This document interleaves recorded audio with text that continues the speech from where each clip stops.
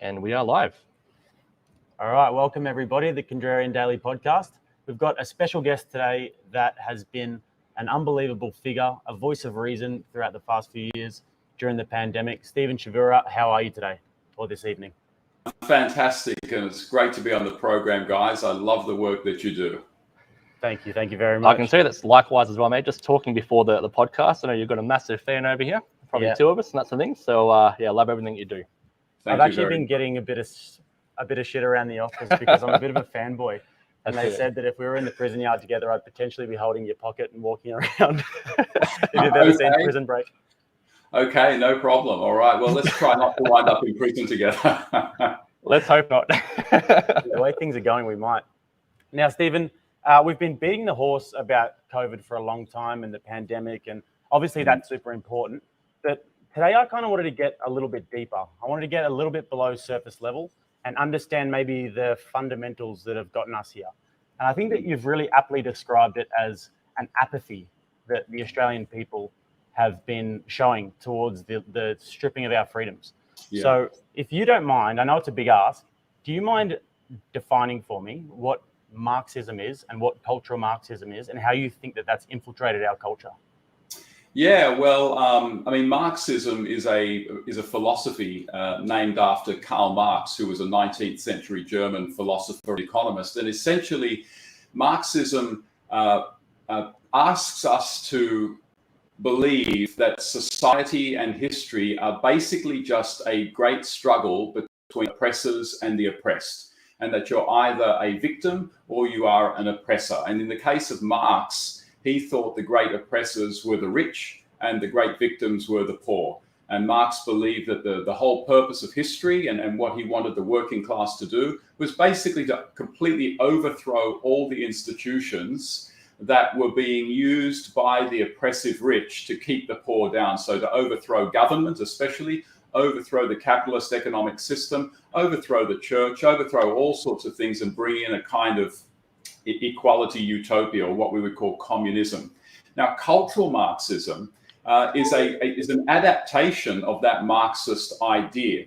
And what cultural Marxism says, and it's very much around with us today, it's also known as critical theory.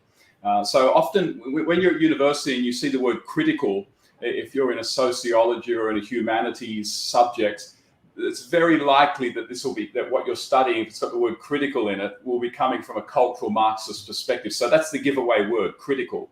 And critical theory or cultural Marxism says, yes, we are in a society that's basically made up of oppressors and the oppressed, but the oppressors are more than just the rich. The oppressors are white, heterosexual men, and the oppressed will tend to be non-white, non-male, non-straight, non-heterosexual, non-able-bodied, other kinds of people. And so cultural Marxism tends to try then to overthrow all the things in society that it says keep oppressing women. And by overthrow, I suppose what it means is really change them from the inside. So the education curriculum becomes changed, and students are constantly taught about how society is sexist, how society is racist, how society is homophobic. And so if you're studying English literature, very often you'll study texts from the perspective of a non-white person or a female or a gay person or someone from a cultural minority. And it'll be sort of an exercise in trying to get the kids to understand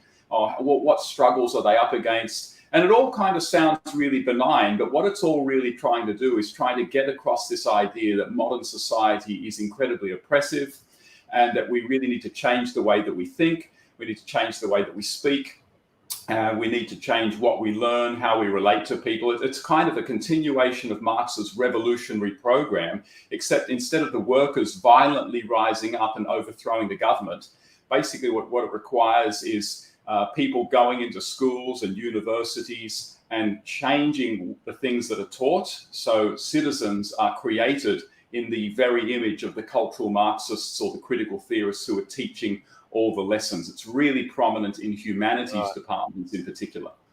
Yeah.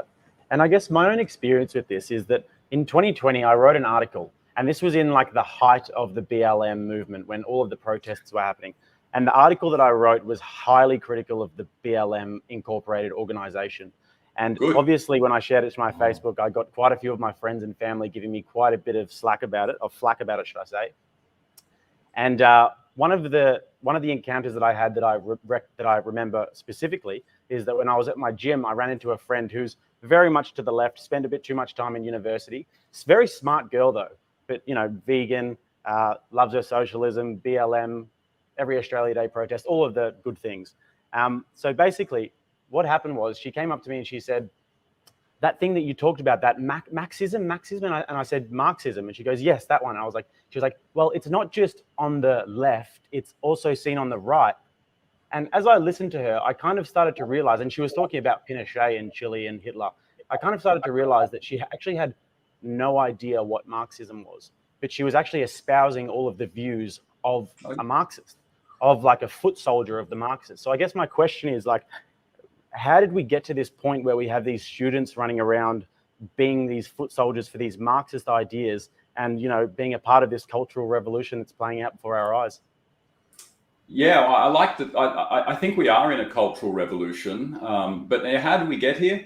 Well, I'm not going to go for the long story, but basically Karl Marx's ideas became very popular in the Western liberal democratic capitalist world, but not among the workers. They became very popular among the intellectuals. And it's sort of like as the intellectuals were abandoning their Christianity, they were adopting other ideologies. And one of them was Marxism, which actually resembles Christianity in some very strange ways. But in most ways, it's horribly antithetical to Christianity. But basically, so in 1960, a very, very famous and influential letter was written by an American academic, C.W. C.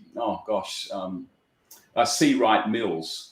And the letter was called Letter to the New Left. And in this letter in 1960, he basically said, the working class are not revolutionary. We need to find other agents of revolution. And he said, what we need to do is start looking at the universities and students and radicalizing them. In 1962, another very famous manifesto came out in America called the Port Huron Statements, which said the same thing, that what we need to start doing is forget about looking to the working class to overthrow capitalism and all social oppression. We've got to start looking at universities and university students. And so from the 1960s, Marxists started seeing universities as, in a sense, training grounds for future sort of revolutionaries. And so universities from the 60s and especially throughout the 1970s and 80s, particularly humanities departments, sociology departments, political science departments, literature departments, anything with studies in the title, so cultural studies, gender studies, that sort of thing. All of these departments basically started teaching nothing but, for the most part, critical theory, cultural Marxist ideas. And they started then producing the future high school teachers, the future academics who taught your friend, future journalists, future politicians. They're all in sort of the Democratic Party in the US. And it was all happening in Australia as well. So the same sort of thing was happening in Australia, particularly in the 1970s at Sydney University in the mid-1970s. There's a great split in the philosophy department between the traditional philosophers who want to study Plato and Aristotle and Kant, and the radical philosophers who want to study Marx, Mao, and Che Guevara and things like that. So the universities became strongly infiltrated, not just by Marxists in the 60s and 70s, but Marxists who believed that universities and themselves, that was their purpose to create radical citizens to overthrow everything that they considered to be oppressive. And so we've got to the point today where universities pretty much all around the world universally lean to the left. It's very hard to find conservatives in humanities departments in universities anymore. They're there, but they're very few and far between, and they know their place. And consequently, these days, the teachers that come out and all the other culture-shaping institutions and people who shape the culture, like journalists, teachers, writers, these people have gone through the universities that are a product of this cultural revolution that starts in the 1960s. Some call it the long march through the institutions. And it is something that happened, it's still happening, and it's having its social effect. And the most spectacular example of it lately has been Black Lives Matter.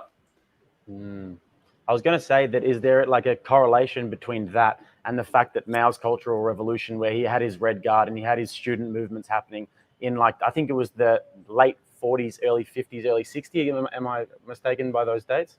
Yeah, he was active during that period. Yeah, absolutely. And yeah, obviously, I mean, the thing with China is a lot of people didn't support Mao, but Mao had enough of the, of the weaponry and had enough armed people and was strategic enough basically to be able to overcome everyone else, which is kind of how sort of cultural Marxism tends to work. The average person on the street, it has to be said, is not a cultural Marxist. They're quite commonsensical in their way of thinking. They're kind of happy to just live and let live. They don't want children to be taught that society is basically just men oppressing women, straights oppressing gays. They think society is far more complex than that. They don't want children being taught many of the sort of the cardinal doctrines of cultural Marxism. They don't believe them themselves, but it doesn't matter, because what universities have managed to produce over the years is essentially a group of very active propagators of this ideology that have become very influential in school curriculum, very influential in parts of the media, not all the media. So it doesn't rely on having a majority of people on its side. It just relies, like historic Marxism always relied on, just having the right people in key strategic positions. And it's so fascinating, because that's one of the things that I wanted to really get to the essence of today. And you'd have to write a book about this, because you can draw a straight line even in America to the Frankfurt School and critical theory in the 1920s, to then Herbert Marcuse taking it over to the United States. But they actually, I mean, many people who study it, they know that in America, but we actually can't really draw a straight line. I mean, you would be able to, but I wouldn't have a clue how to draw a straight line. So it's fascinating to get that perspective. And one of the ways that I'm seeing it play out in a really fascinating way at the moment is that, as you've seen, I've been going around to rallies and sort of exploring a few subcultures around Brisbane. And one of them that I did was the Extinction Rebellion. And then I also went to the university. And the way that I find out about these protests is that I go on Facebook and I jump in Facebook groups and I start interacting with them. But the fascinating thing for me is that they are all byproducts of the communist and socialist movement of Brisbane and Australia. So the events will be organized by Extinction Rebellion, and the Extinction Rebellion will be controlled by someone else who is then controlled by the socialist chapter of Brisbane. And I guess I just can't quite wrap my head around why the trans, the LGBT, the climate change, the BLM, and all of these movements are so synonymous with socialism. Yeah, it's a good question. It was like that back in my day at university in the late 90s. So if you went to a protest, like an anti-racism protest, in my day, the big boogie person was Pauline Hanson. And if you go to one of those protests, and I went to the odd protest as an interested observer, kind of like you actually, and you would find out that the protest was largely organized by the Socialist Alliance, and the Green Left Weekly were also very prominent there. It's a good question as to sort of why these movements, and particularly Extinction Rebellion and the radical climate change movement, why they're so linked to socialism. And I think it's just basically because sort of modern cultural Marxism and a lot of modern sort of radical LGBT movements actually themselves spring historically out of that Marxist strand that you're talking about. So one example would be in Australia, Ross Ward, one of the architects of the Safe Schools program, which is supposed to be an anti-bullying program, but really is just there to teach kids that gender is something that they can decide for themselves. No one has the right to tell them if they're a boy and a girl. It's just going to be something that's utterly going to confuse children. It's designed to, in a sense, bring about a revolution in the way children think about gender and sort of try to overthrow, I'm using Marxist language, the way we normally think about gender as being either male or female. Ross Ward is a Marxist. She has said many times that her Safe Schools program and her activism links to her Marxism, and she sees it all as a product of Marxism. And the influence of Marxism in the modern world it's hard to overestimate it. Just because people aren't calling for the overthrow of capitalism doesn't mean that Marxism isn't being very, very influential in these movements. And so certainly the Extinction Rebellion movement, certainly the Black Lives Matter movement, a lot of the radical transgender LGBT movements, not all of it, but a lot of it, particularly the Safe Schools movement, which is probably now being rebranded. A lot of them do come from historical Marxism or the Frankfurt School of Marxism, which you mentioned earlier. And this is not a conspiracy theory. I've spent 20 years researching and writing intellectual history, and historians will write all sorts of intellectual histories of the influence of all sorts of very important thinkers, whether it's Niccolo Machiavelli in the 16th century, John Locke in the 17th century, and they'll say these are the movements that they helped start, these are the effects that they had on society and things like that. And that's all we're doing with Marxism. It's not a conspiracy theory, it's just tracking an intellectual trend that is still with us today. And it's just so important to get that perspective, because, people think that these virtue signals are just random platitudes and, okay, we'll go along with it. Yeah, it's being nice. But, fundamentally, at the essence of it, it's something that's potentially extremely dangerous to our way of life. And it's so interesting to talk to people who have done the homework. They know the literature inside and out, like yourself, about these things. And another way that I see it happening is in terms of our Australian identity and in terms of Australia Day. Now, this is one where it's basically social suicide these days to celebrate the day in some circles. So I guess I'm going to try and wrap a few questions into one here, but what actually happened on one of... You still there with us, Doc? He's back. Yep, there you go. Yep. Yep. Okay, so I guess my question is, what actually happened on the 26th of January, 1788, and what do you make of the whole the genocide argument? Where does that come from, and do you give any credence to the idea of changing the day? Okay, there's some great questions. I mean, essentially what happened on the 26th of January 1788 is that the first fleet arrived. A couple of thousand at the most. I mean, probably a bit less than that actually. Brits, some of them soldiers, most of them convicts, landed in Australia and basically started to try to make a new civilization here based on British ideals. So the day itself was pretty uneventful, but what would probably inevitably happen is that you started to get conflicts between Aboriginal people and the Europeans over things like certainly cultural misunderstandings. So the Europeans would steal artifacts of the Aborigines, and these were artifacts that like axes and things like the Aborigines actually needed to live, and so that was a huge issue for Aborigines, and so there'd be reprisals, and then the Europeans would have their reprisals, and it really sort of snowballed. There are other, Australian history has many great aspects about it, but there are dark aspects to Australian history. There most certainly were massacres. Were there the number of massacres that a lot of historians think there were? I don't think so. I think a lot of them are just totally implausible. Some of them involve Aborigines being killed en masse by cannons, killed en masse by one-shot guns, but things that just logistically make absolutely no sense. So some of them just did not happen, and some of them maybe fewer were killed than what is said, and others were as horrific as we remember them, like the Mile Creek Massacre of 1838. I don't think that the term genocide is appropriate in the case of Australia. I do think that a tragedy unfolded in Australia. I think that there were wicked people operating in Australia, especially in the sort of unmonitored pastoral districts where everyone felt very vulnerable. The people living in the pastoral districts felt very vulnerable.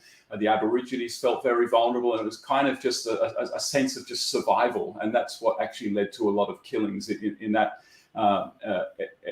part as well. But I don't think the word genocide is the right word, because there was never an intentional policy, and never an organized intentional policy to kill all Aboriginal people at the level that we would say a genocide happened. There were certainly horrible things that happened, like certain parts of Australia, they tried to clear Aborigines out of that part. But to use the word genocide, which we tend to mean sort of the whole literal killing of a race, I think is an inappropriate word to use. Do I believe in? I think we need, in terms of the date of so there are things to lament and mourn in Australian history. I mean, no one seriously denies that. The question is, should that be our sole focus? And I think the answer to that is no, because there are also many wonderful things to celebrate in Australian history, the incredible institutions that we have, which many Indigenous Australians themselves profit from. We have to remember, not all Indigenous Australians are living in remote, very, very disadvantaged communities. A lot of them have actually done very well in mainstream Australia. In terms of the date of Australia Day, here's the thing, this is my honest belief, and some people might not like this. I actually think there's a reasonable argument for changing the date to January the 27th.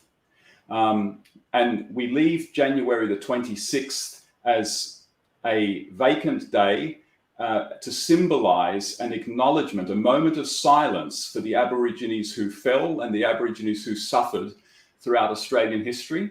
But we shift the day where we celebrate Australia to the 27th. So the 26th becomes a symbolic moment of silence. I think there's a good case to be made for that. But here's the thing, I'm sorry to say, I think it would be absolutely pointless. And so I'm not really a strong advocate of changing the date at all, because I think even if we change the date, it would do absolutely next to nothing to fix the problems that are afflicting so many Indigenous Australians, particularly in remote communities. I don't think changing the date is going to do anything about that. It's not going to make one bit of difference in the next Closing the Gap report. And one thing I do totally reject, though, is abolishing the day. And that's a distinction we need to make between changing the date and abolishing the day altogether. I am against abolishing the day altogether. I think there's a reasonable argument for changing the date. But at this point, I think it's basically a hopeless, pointless thing to do, because I don't think it will make any difference to the activists, many of whom just want to generate hatred for Australia. And I don't think it'll make any difference to the plight of Indigenous Australians. I think it's more a distraction than anything else. Yeah, and I totally agree with that. And I like that you gave credence to the idea of changing the day, because I think that we do have to be reasonable in the way that we look at this thing. But my personal belief is that it's not an attack on the day. It's an attack on Australia fundamentally a lot of the times. And I don't appreciate the attack on Australia fundamentally, because as you said, there are so many things to appreciate and greatly appreciate about this country. And obviously what you said about the issues that are afflicting Indigenous culture, it's not going to help. And it probably wouldn't be a priority if you really got to the crux of things. Yeah, and I agree. I think it is an attack on Australia by people who are very influenced, frankly, by the sort of cultural Marxism that we've been talking about earlier. Cultural Marxism hates nationalism.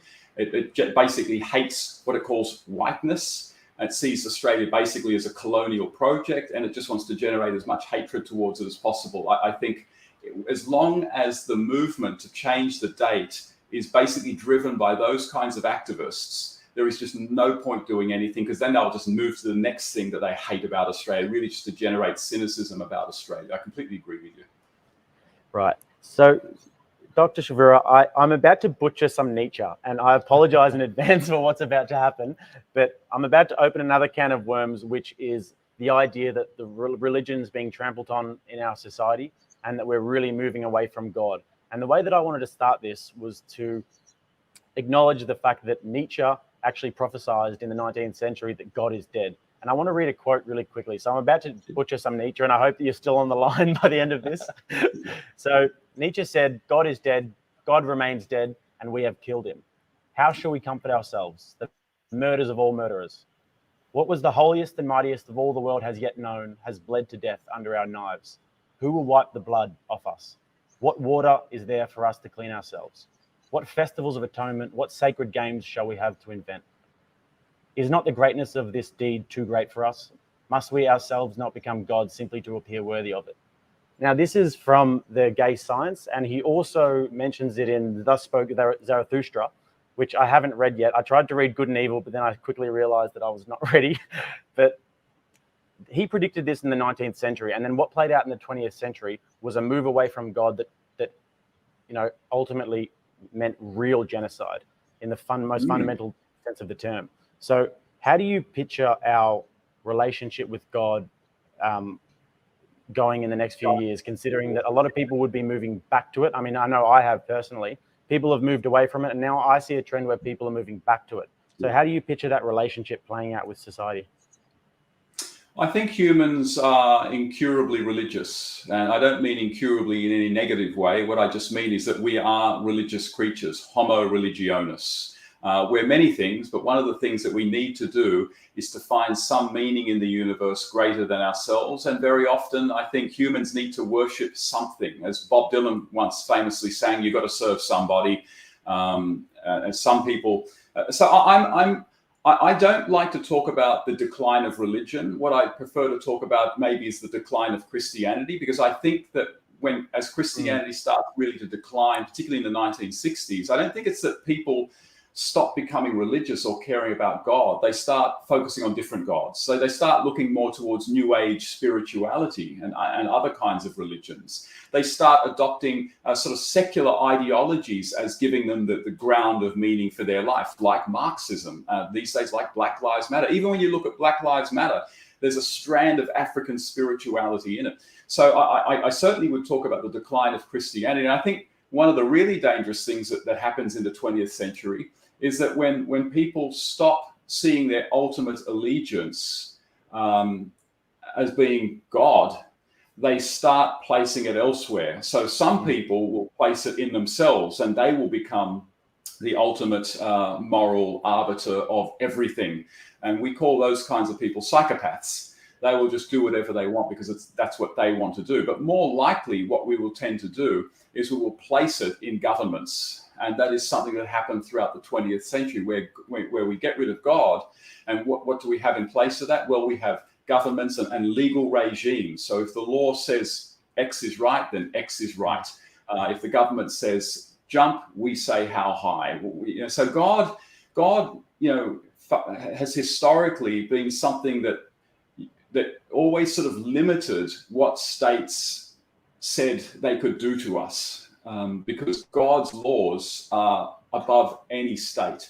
And I think the other aspect of the decline of Christianity is possibly a decline in a kind of faith in the afterlife, which has led a lot of people to kind of just think, well, this life is all that I have. I need to make the most of it. And if that means basically locking myself up for 2 years and seeing other people locked up for 2 years and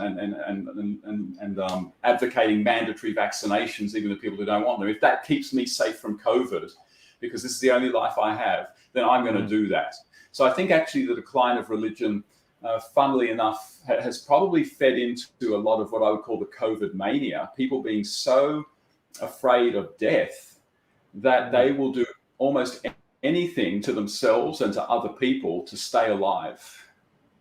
Yeah, that's so fascinating, because we have literally seen that play out. We've seen people worshipping at the altar of COVID. We've seen people worshipping at the altar of Dan Andrews. And these people are these exalted figures who are going to protect us. And I think the fear of afterlife is so important here, because death is something that's going to happen to all of us. And death is something that happens all the time. And it's not brought to our attention how much death is happening in the world. But when it's on our doorstep, we kind of see that, people who are so afraid of it, they really lose their mind in a way. And I guess this is kind of a segue into the fact that I asked Evelyn Ray this last week as well. And it's to do with the idea of good and evil.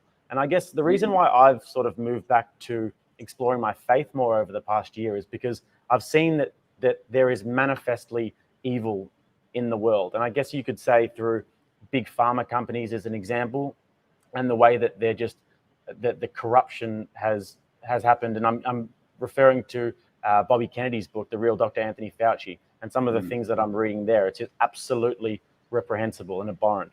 But yeah, it's made me think a lot about the relationship between good and evil in the world. And I wanted to ask you if you believe that exists, and if so, is that something that these are like innate manifestations, or do we have like the agency as human beings to choose how we portray our shadow in the world?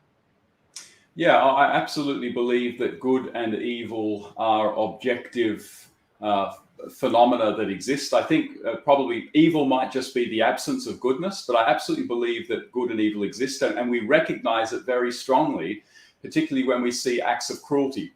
Whether it's cruelty to animals, whether it's cruelty to other human beings. You could recount any number of cruel acts in the ancient world, in the modern world, and we look at that and we just say to ourselves, that is horribly off. And the only word we can come up with is evil. And it's almost as though we've got some idea of what ought to be, And what we are seeing is radically departing from that.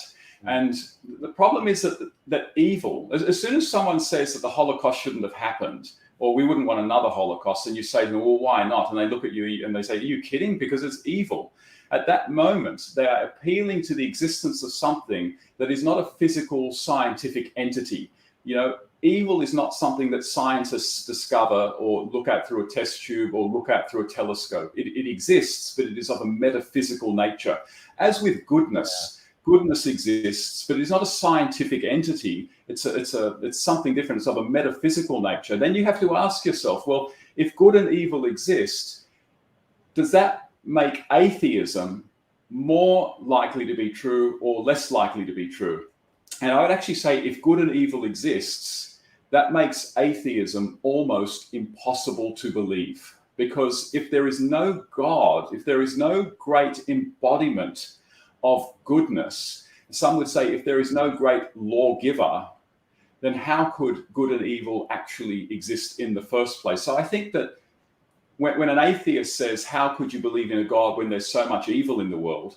My answer is, I believe in God because I see evil and because I see good, and I can't explain the existence of good and evil on a scientific, atheistic worldview. I have to acknowledge that it probably shows that there is an actual God whose very nature is good. And so what is evil? Evil is a deviation from what God's nature is. That's what it is. What was the second part of the question? So I was going to say that, do you think that these things are like innately manifest in us? And do you believe that, or do you believe that we have agency over how we incorporate our shadow and how we put that on the world? No, I think the overwhelming majority of people have agency. I mean, look, the people who don't have any control over whether they do evil actions, we call those sorts of people mentally defective. We have words for them, like maybe extreme psychopaths. And the best that you can do with those sorts of people is to lock them away. And there probably are people who literally, if they're off a particular medication, will do things that are evil. I've actually met them. I used to know a guy who actually couldn't access his medication and killed someone because of it. That was an evil event that took place. Was he in control? No, he wasn't. But the overwhelming majority of people are not like that. Genesis says that God made us in his image. And exactly what that means is not always clear. But certainly, one thing that God certainly has, certainly one thing that we have uniquely as human beings is agency. We are able to do things because we think it is the right thing to do. We are able to not do things because we think it's the wrong thing to do. Animals don't have what we call agency. And so I do think human beings are, for the most part, in control of what they do. But often in life, we are really, really tempted to do horrible things to other people and even horrible things to ourselves. And that's why a training in virtues for children is so important. You want to teach children the virtue of discipline, the virtue of being able to withstand temptations, because all through our lives we become tempted to do things that are in our benefit but not in the benefit of others. We're tempted to do evil things so that good for us might come. And so, we need to be training children in the virtuous characteristics that enable us to really be agents of good. And I think one of them is actually first and foremost an acknowledgement that God exists and that God is watching everything that we do. As the Bible says, the fear of the Lord is the beginning of wisdom. So I do think we have agency. And that's sort of another dangerous aspect of some modern philosophies, which would suggest that human beings are really just biological machines with no freedom whatsoever. I completely reject that. I think the rise of Jordan Peterson's popularity actually is showing that a lot of people are just not buying into sort of the materialistic, scientific, superficial view of what it is to be a human being. It's just a biological machine. And a lot of people who sort of started with Jordan Peterson wound up actually ending up with Jesus. That's me. Yeah, totally right. Now, I honestly, that was such a mind-blowing answer. And this is why I love talking to people like you about this, because you can go so in deep. We would have to honestly sit here for 5 hours to even begin to scratch the surface of this. But another thing that I really wanted to talk to you about, and before I hand it over to Chris to finally say a few words, I need to get a pulse over here. No, I'm listening intensely. I'm listening intensely. So we've seen a massive movement, and especially with hundreds of thousands, if not millions of people marching around Australia in terms of anti-mandate and anti-lockdown and the likes. But another thing that we've seen, and this is not a knock on the movement, but there has been some hostility at times between groups. And it kind of reminds me in a way of previous revolutions that have happened throughout history, and how power vacuums tend to open up after revolutions. And do you think, I guess after that, you get warlords and you get people who are, not really the best people to be in charge. And then I heard you talking to Joel Jamal the other day about the fact that we have to change things within the system that we currently have. So I guess, how would we encourage people to get informed about the system that we currently have, and how do we keep things peaceful? Oh, well, I mean, look, the best way to get informed about the political system is really to join a political party and turn up to the meetings. And you learn an awful lot just by turning up to the meetings and learning about who your local representatives are, whether they're upper house, whether they're lower house. So I would actually encourage a lot of people to join a political party. It doesn't have to be one of the major parties. You might want to choose one of the minor freedom parties. And there are a few of them out there. So that really is just the best way to educate yourself, but also to listen to really good podcasts. And like you mentioned, Joel Jamal, one of the things I really like about my mate Joel Jamal is that he's really interested in educating people into the nuts and bolts of how our political system works. So major parties, minor parties, and council elections, state elections, federal elections. I think Joel Jamal's work is excellent. I'm sure you guys have probably done stuff like that. If you haven't yet, then no doubt that you will. Now, in terms of how do you keep things peaceful, look, in all honesty, I don't think that we have any great danger of some kind of mass violent movement here in Australia. I just don't see that happening. You often hear a lot of rhetoric about,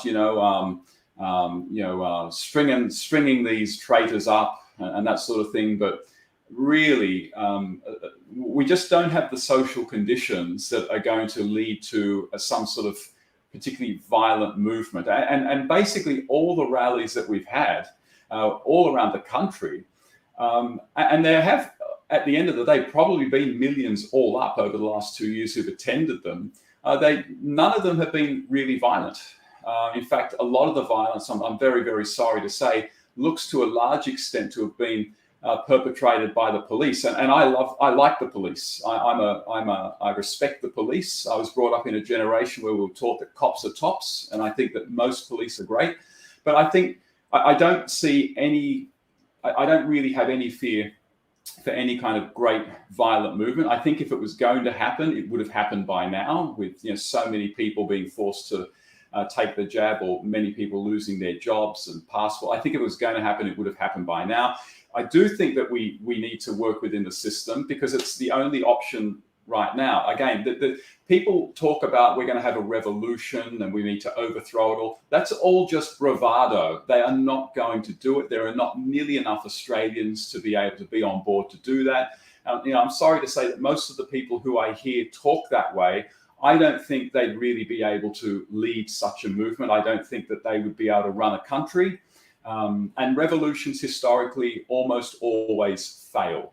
They almost always fail. We don't have the social conditions here to do it. But what we do have is a very good political system that is not flawless, but it has served Australians pretty well over the last, let's just say 100 years. Again, it is not perfect, but no political system is perfect. And the key to try to sort of solve some of these problems, like particularly people losing their jobs from the mandates, and that's for me the big thing. The key is to make sure this doesn't happen again, and maybe to get some of those jobs back, get all of them back, is basically holding major parties to account via minor parties. Now, people will say, oh, but the minor parties they're not going to make government. It's always going to be Liberal and Labor. Well, yes, but that doesn't mean that the minor parties can't get enough members in upper houses to make it so hard for the major parties to pass their bills without doing deals with the minor parties. that they can have a lot of influence. So yeah, okay, so let's take the United Australia Party. It's never going to be the governing party of any state or of Australia. It's just not going to happen. But that doesn't mean that you can't get enough members into parliaments to make it so that the major parties have to do deals with them and make concessions, the sorts of concessions that we would like to see. You absolutely can do that. It's happened all through Australian history. And the other thing is that when you vote for these parties, the major parties pay attention. They say, oh my goodness, we're hemorrhaging votes to these minor parties. Why are the minor parties getting it? Oh, they're talking about freedom. They hate the mandates. They want to see people get their jobs back. Okay, and you know what major parties do? They change their policies. They change their policies to win back those votes. That is how the Australian system works.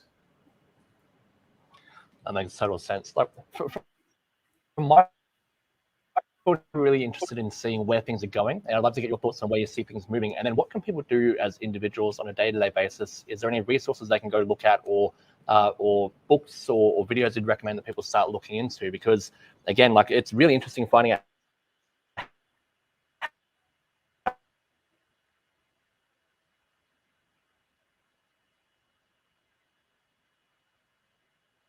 Okay, yeah. Halfway through. We're back. Okay, Yeah, cool. we Yeah, sort of- we had a sort bit of of- an accident out here.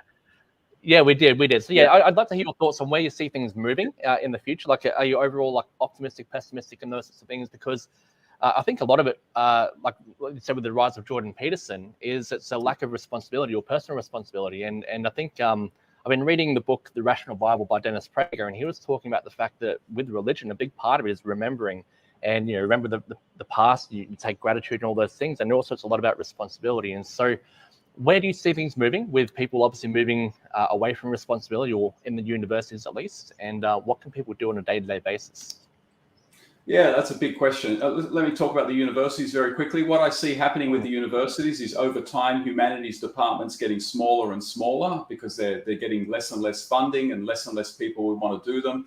And humanities departments never quite closing, but basically getting very, very small. And the rise of private institutions offering better alternatives to what the universities do. So I can see the rise over the next 20 to 30 years of very small liberal arts institutions in Australia, like the one I work at Campion College in Sydney. I can see those coming and taking numbers away from the mainstream universities, and just mainstream universities just not getting as much government funding as they used to. And the first departments that always suffer from that are the humanities departments, which Australians basically consider to be kind of useless anyway. Australians are very, very pragmatic. In terms of sort of the COVID thing, well, that could be different around the world. Well, it's really, really hard to tell. But what I would like to see happen, and a lot of this depends on us, is basically over time for the sort of the emergency orders to either be ended prematurely or for them to fade away, and that basically over time people stop caring about whether you're vaccinated or not. Now, a lot of that depends on the relationship between governments, medical bureaucracies, and big pharma, and there is definitely a relationship between them that scholars have been writing about it for decades. But what I'm hoping will happen through enough activism from folks like you and others, that over time politicians really see that enough people are sick of this, that it's going to be detrimental to their ability to be able to win government and win seats. And they basically quietly over time see to it that vaccine mandates in workplaces are dropped. Therefore, people will be able to get their jobs back. I mean, at this point, my biggest concern, fellas, is people getting their jobs back and people not losing. That, for me, is the big thing. And so I'm hoping that will happen. There are no guarantees, and we'd all like to be able to sort of have just some ruby slippers and just be able to click them 3 times and make something great happen. But that's just not how it works. You've got to fight for it in real life. And this is going to be a fight. There's a fight that we have to have, which is why it's important actually to sort of go to the protests. And there's one coming up this Saturday, the 22nd, here in Sydney and Burwood, and you've got them all over Australia this Saturday. But it's important to go to these protests just to be reminded that you are not the only one who thinks this way, that there are literally tens of thousands, hundreds of thousands, probably millions of Australians who think the exact same way. So it's not a hopeless cause. But look, another thing that's really important, and this is the thing that really excites me, is the rise of social media and the rise of people just starting their own channels and getting information out there, like you guys, like Joel Jamal that you mentioned earlier, like the Cauldron Pool, Evelyn Ray, Dave Pello at the Good Source, and just many, many others. George Christensen now is doing cool stuff. The gatekeepers can be bypassed, and there is so much information out there that it's very, very easy if you're dedicated enough to become highly informed. So, gents, I always call myself a pessimistic optimist. And what I mean by that is that on many issues, I do think things will get better, but things often get better because they get so bad that people start really waking up and just thinking, wow, something really bad has gone wrong. We need to rethink this. And it's at that point that that people with good ideas and also living good lives can step in and be those agents of cultural change. And I think that's the same with religion. I actually think Christianity is going to make a massive comeback this century because the experiment in living apart from the way the Bible tells us we ought to live is in many ways just not working out so well. Loneliness, self addictions, and all other antisocial activities in a really serious way. And I think it's actually going to lead a lot of people to start looking for alternatives. And that becomes an incredible opportunity for those who are followers of Jesus to live lives of integrity. So those who are looking for some light and some purity, they see it in us, I will say, speaking for myself, certainly. So, yeah, I'm something of a pessimistic optimist. I'm not hopeless. And that's a very important thing. I love hearing people getting red-pilled. What I hate hearing is people getting black-pilled. I hate people getting black-pilled who just throw their hand up. Yep. Hopeless. Yep. That's no good. It is not hopeless at all. I don't have any time for cynicism. I don't have any time for sort of just unbridled optimism either. I'm a realist, and we've got to be realists. And a realist says things can get better, but it might be because they get worse. And if they do get better, it's not going to be without a lot of hard work on our part and a lot of prayer.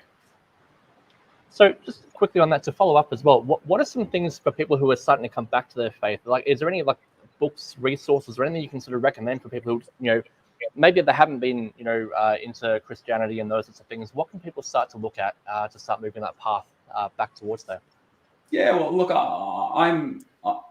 I would just say people who maybe went to Sunday school as a child, or maybe never did, but maybe their parent or their grandparent was a Christian and it sort of got lost along the path, and they're thinking, something. I think there was something in that. I think we really gave up something valuable that our grandparents held to quite dearly, and I want to get that back. What I would probably say is the best thing to do really is to find a copy of a Bible.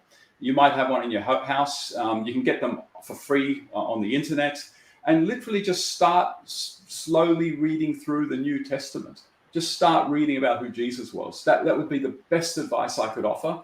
And you will find, on all sorts of social media, all sorts of pages to sort of reintroduce people to the Christianity that their parents or their grandparents or their great-grandparents built their lives around. But for me, the first thing I would do is actually start reading the Bible and just really get in touch with the person of Jesus. That's the most important thing. Getting in touch with the person of Jesus through those first four Gospels, especially. That's great advice. That's fantastic. I've actually started reading the Bible recently, but I was reading the Old Testament first. So it's interesting that you should say that, because the first few pages were super interesting. You've got the creation story, Adam and Eve, Cain and Abel, and I actually didn't know that there was a lineage that the Bible draws all the way down. But maybe I'm going to go and read the New Testament now. It gets very boring after that. There's lots of lineages. Right. There is. I mean, you get out of the lineages after a while in Genesis, and it becomes sort of interesting again. And the book of Genesis is a great book to read, particularly those first 3 chapters. They're particularly probably the first 8 chapters. It's actually incredible stuff. I generally would point people first to the New Testament. But yeah, absolutely. The book of Genesis is incredible. And then there are other incredible, like go to the book of Ecclesiastes. Like it will read like no other book in the Bible. It is unbelievable. And you'll be reading, you'll thinking, oh my goodness, I've thought these thoughts so many times. And other books as well. It's an incredible book. And speaking of books, obviously you're an author yourself, and if somebody wanted to get to know you and your work more, where would we be able to find your books and your articles? Look, yeah, well, I mean, I have there's sort of two Steve Chavuras. There's the Steve Chavura who writes the popular stuff, and you'll find that if you go to the newspaper, The Australian. I don't write for them that much anymore, but there are about a dozen articles I've written for them. The Spectator. If you join me on Facebook, I put. I mean, I'm on Twitter, I'm on Facebook, I'm on Telegram, I'm on TikTok, believe it or not, and I'm on. If I said Instagram, I'm on basically everything. So everything I publish, everything I do, I put there, so you can just track me down there. A lot of my other stuff is much more academic. So my latest book is probably. It's a co-written book with a wonderful friend of mine, a great historian, Greg Maluish, on Robert Menzies, Australia's longest-serving Prime Minister, and that came out last year with Melbourne University Press. I would say if people are interested in that kind of thing, read that book. A lot of my other academic work is a lot more technical, and you will find I never talk about it because I don't want social media. I don't want people rushing, spending a lot of money on books that aren't going to be very interesting. And I have seen you on TikTok as well, and I must say you're an amazing dancer. Thank you. Yeah.